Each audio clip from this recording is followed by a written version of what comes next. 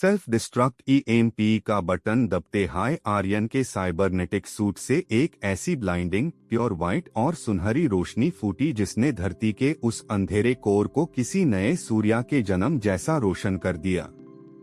माता शबरी के उस भक्ति सीड ने ईएमपी के डिस्ट्रक्टिव नेचर को एक दिव्या और पवित्र कॉस्मिक वेव में बदल दिया था। वो लिक्विड मेटल असुर जो आर्यन को मारने वाला था, उस पवित्र रोशनी के टच में आते ही बिना कोई आवाज किए भाप वेपर बनकर हमेशा के लिए मिट गया। अस शॉकवेव ने सीधे अस रेड ग्लोइंग ग्रेविटी नोड और उन अनंत डार्क मैटर की जंजीरों पार हिट किया। जंजीरें जो शिवधनुष को धरती के सेंटर से बांधे हुए थे, वो कांच की तरह चटकने लगी और आखिरकारी एक भयानक डिजिटल और कॉस्मिक आवाज के साथ पूरी तरह शैटर हो गई। ठीक उसी माइक्रोसेकंड में ऊपर दरबार में मर्यादा पुरुषोत्तम श्री राम ने अपने दिव्या हाथों से पिनाका शिवधनुष को छुआ। रावण की अस डार्क टेक्नोलॉजी का सारा वजन और अस मैट्रिक्स का पूरा अहंकार अब मिट्टी हो चुका था।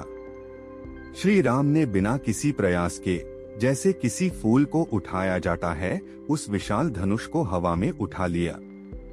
पूरा दरबार जो एक पाल पहले सैनेट में था, अब हैरानी और परम आनंद से झूम उठा। आर्यन जो जमीन के हजारों फुट नीच अपने डेड हो चुके सूट के अंदर दबा हुआ था, उसके कानों में ऊपर से एक ऐसी आवाज आई जिसने पूरे ब्रह्मांड की दिशा बदल दी।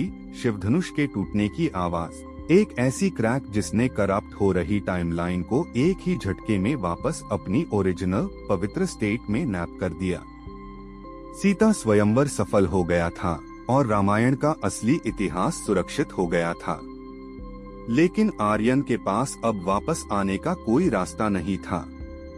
उसका सूट कंप्लीटली ऑफलाइन हो चुका था, सारे सिस्टम्स डेड था और धरती का लावा वापस अस नोड की जगह को भरने लगा था।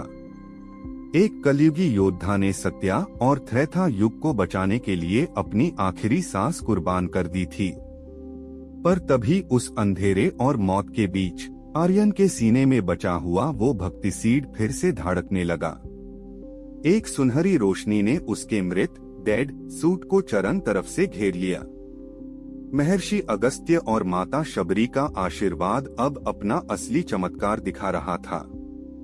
जमीन के अंदर लावा के पहुंचने से ठीक एक सेकंड पहले वो रोशनी आर्यन को लेकर स्पेस और टाइम के उस अनंत फैब्रिक में फेड हो गई। रियलिटी ने उसके वजूद को अस टाइम पीरियड से डिलीट करके सीधा एक नए और सबसे भयानक युग की तरफ शूट कर दिया था। जब आर्यन को होश आया तो वो मिट्टी और बर्फ से ढके एक विशाल मैदान में गिरा। सूट के बैकअप इमरजेंसी सिस्टम्स धीरे धीरे रिबूट हुए। आसपास किसी जंगला सरोवर की शांति नहीं थी, बल्कि हवा में करोड़ों तलवारों के टकराने की आवाज, रथों की भयानक गरज और रोए खड़े कर डीन वाला शंखनाद गूंज रहा था। आर्यन ने अपना टूटा हुआ हेलमेट हत्या और सामने देखा। आर्यन की आंखें अभी द्वापर युग की उस धूल और मिट्टी के आदि भी नहीं हुई थीं कि उसके कानून के पर्दे फाड़ दीन वाला एक विशाल शंखनाद गूंज उठा। ये कोई आम युद्ध नहीं था, ये कुरुक्षेत्र था, धरती का सबसे बड़ा धर्मयुद्ध, जहां सृष्टि के सबसे महान योद्धा अपना भाग्य लिखने आए थे। उसके चारों तरफ लाखों की तादाद में सेनाएं, विशालकाय हाथी और आग उगलते रथ थे। हवा में एक ऐसी भरी और इंटेंस एनर्जी थी जिसे उसके साइबरनेटिक सूट के डैमेज्ड सेंसर्स कार्मिक रेडिएशन के रूप में पढ़ रहे थे। उसका सूट, जो पंपा सरोवर की आस अंडरग्राउंड गुफा में डेड हो चुका था, अब माता शबरी के उस सुनहरे भक्ति सीड की इमरजेंसी कॉस्मिक पावर से धीरे धीरे रिबूट हो रहा था। स्क्रीन पर लगातार एरर्स फ्लैश हो रहे थे। Armour integrity 15%, temporal anchor unstable. लेकिन इसे पहले कि आर्यन अपने सिस्टम्स को स्टेबलाइज करता, उसने आसमान में वही भयानक लाल ग्लिच देखा जो उसने त्रेता युग में देखा था। कालकेया का डार्क मैट्रिक्स पूरी तरह नष्ट नहीं हुआ था। रावण की उस टटती हुई डेटा ड्राइव से निकला हुआ सबसे खतरनाक और इंसिडियस वायरस अब द्वापर युग में एंटर कर चुका था। और इस बार ये वायरस किसी असुर के शरीर में नहीं गया था, बल्कि ये कुरुक्षेत्र के मैदान में गिरकर हथियारों, वेपन्स और योद्धाओं के अहंकार, ईगो के साथ फ्यूज हो रहा था। आर्यन ने देखा कि उस विशाल सेना के एक हिस्से में कुछ सैनिकों के भले स्पीयर्स अचानक डार्क मैटर से ग्लो करने लगे हैं। उनकी आंखें पूरी तरह से काली पड़ चुकी थीं और उनके अंदर से एक ऐसी डार्क एआई फ्रीक्वेंसी निकल रही थी जो महाभारत के ओरिजिनल रूल्स को तोड़ रही थी। ये सैनिक अब दर्द महसूस नहीं कर रहे थे। उनकी स्पीड और ताकत एक सुपर सोल्जर जैसी हो गई थी। अगर ये डार्क अनोमली इसी तरह फैलती रही तो महाभारत का युद्ध धर्म युद्ध नहीं बल्कि एक साइबरनेटिक मासकर बन जाएगा और इसका असर सीधा फ्यूचर की पूरी टाइमलाइन को डिलीट कर देगा। आर्यन जानता था कि यूज इन करप्टेड सैनिकों को रोकना होगा, पर उसके पास ना तो पावर थी और ना हाई अस विशाल सेना के बीच घुसने का कोई सॉलिड प्लान। उसने अपने बचे कुछ पावर से अपनी नेओअस्त्रा ब्लेड को इग्नाइट किया और आगे बढ़ने का फैसला किया। लेकिन तभी समय अचानक रुक गया। कुरुक्षेत्र के मैदान में उड़ रही धूल हवा में जम गई। गिरते ह्यूटियर रास्ते में ठहर गए। घोड़ों की हिनहिनाहट अचानक शून्य में विलीन हो गई। आर्यन के सूट के बचे हुए सारे सेंसर्स अचानक से 1000% कैपेसिटी पार ओवरलोड होकर फ्यूज होने लगे। HUD पर सिर्फ एक हाई वर्ड इन्फिनिट बार प्रिंट हो रहा था, एब्सोल्यूट इन्फिनिटी। Absolute infinity. एक ऐसी ऊर्जा, एक ऐसी प्रेजेंस वहां आ चुकी थी जिसके आगे टाइम, स्पेस, फिजिक्स और कलयुग का सबसे एडवांस्ड साइंस भी बस एक छोटा सा मजाक लग रहा था। धूल के उस रुके हुए तूफान के बीच से एक सुनहरा रथ आर्यन की तरफ बढ़ता हुआ आ गया। आर्यन की आंखें अभी द्वापर युग की उस धूल और मिट्टी के आदी भी नहीं हुई थीं कि उसके कानून के पर्दे फाड़ देने वाला एक विशाल शंखनाद गूंज उठा। ये कोई आम युद्ध नहीं था, ये कुरुक्षेत्र था, धरती का सबसे बड़ा धर्मयुद्ध, जहां सृष्टि के सबसे महान योद्धा अपना भाग्य लिखने आए थे। उसके चारों तरफ लाखों की तादाद में सेनाएं, विशालकाय हाथी और आग उगलते रथ थे। हवा में एक ऐसी भरी और इंटेंस एनर्जी थी जिसे उसके साइबरनेटिक सूट के डैमेज्ड सेंसर्स कार्मिक रेडिएशन के रूप में पढ़ रहे थे। उसका सूट, जो पंपा सरोवर की अंडरग्राउंड गुफा में डेड हो चुका था, अब माता शबरी के उस सुनहरे भक्ति सीड की इमरजेंसी कॉस्मिक पावर से धीरे धीरे रिबूट हो रहा था। स्क्रीन पर लगातार एरर्स फ्लैश हो रहे थे। Armour integrity 15%, temporal anchor unstable. लेकिन इससे पहले कि आर्यन अपने सिस्टम्स को स्टेबलाइज करता, उसने आसमान में वही भयानक लाल ग्लिच देखा जो उसने त्रेता युग में देखा था। कालकेया का डार्क मैट्रिक्स पूरी तरह नष्ट नहीं हुआ था। रावण की उस टटती हुई डेटा ड्राइव से निकला हुआ सबसे खतरनाक और इंसिडियस वायरस अब द्वापर युग में एंटर कर चुका था। और इस बार ये वायरस किसी असुर के शरीर में नहीं गया था, बल्कि ये कुरुक्षेत्र के मैदान में गिरकर हथियारों, वेपन्स और योद्धाओं के अहंकार, ईगो के साथ फ्यूज हो रहा था। आर्यन ने देखा कि उस विशाल सेना के एक हिस्से में कुछ सैनिकों के भले स्पीयर्स अचानक डार्क मैटर से ग्लो करने लगे हैं।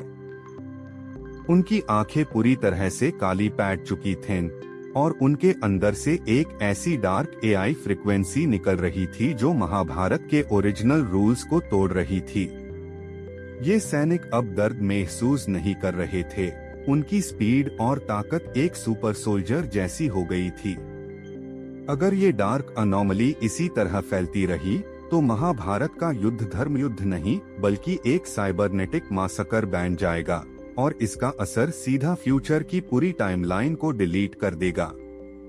आर्यन जानता था कि यूज इन करप्टेड सैनिकों को रोकना होगा, पर उसके पास ना तो पावर थी और ना हाई अस विशाल सेना के बीच घुसने का कोई सॉलिड प्लान। उसने अपने बचे कुछ पावर से अपनी नेओआस्त्रा ब्लेड को इग्नाइट किया और आगे बढ़ने का फैसला किया। लेकिन तभी समय अचानक रुक गया।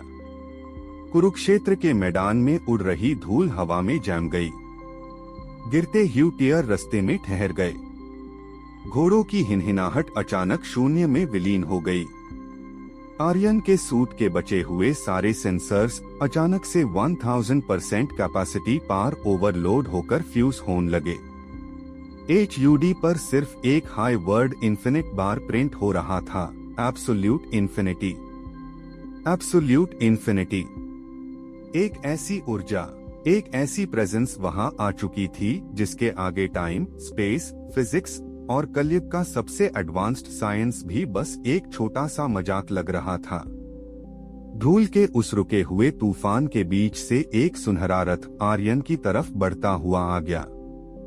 आर्यन के घुटने कुरुक्षेत्र की उस पवित्र मिट्टी पर टेक द और उसका हाईली एडवांस्ड कलयुगी दिमाग इस एब्सोल्यूट इन्फिनिटी को समझने में पूरी तरह फेल हो रहा था।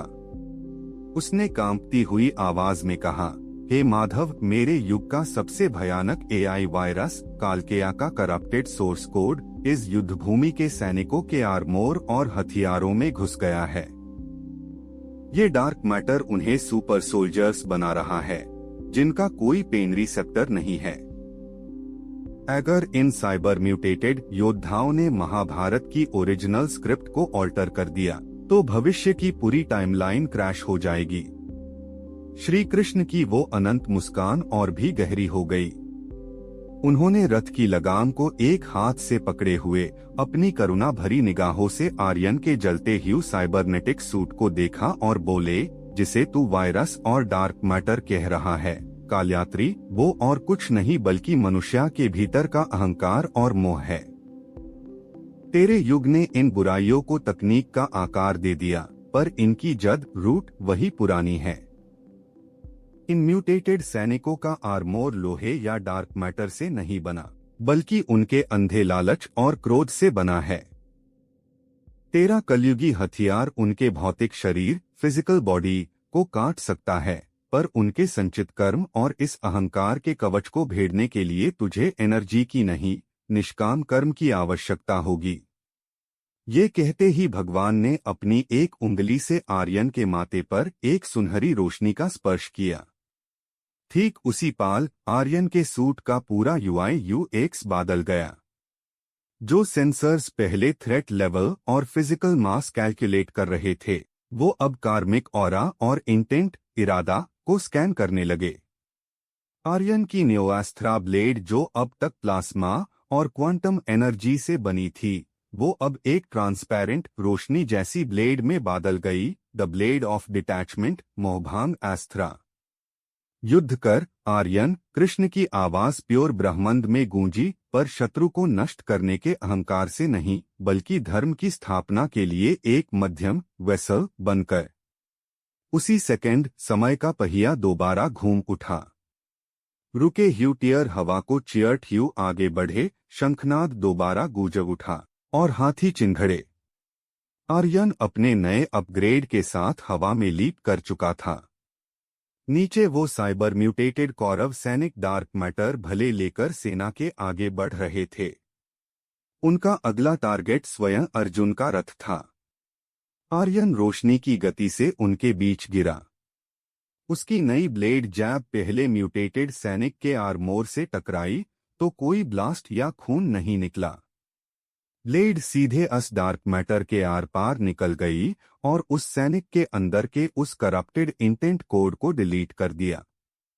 वो सैनिक अचानक रुक गया, उसका डार्क आर्मोर राख बनकर हवा में उड़ गया और वो वापस एक आम मनुष्य बनकर जमीन पर गिर पड़ा।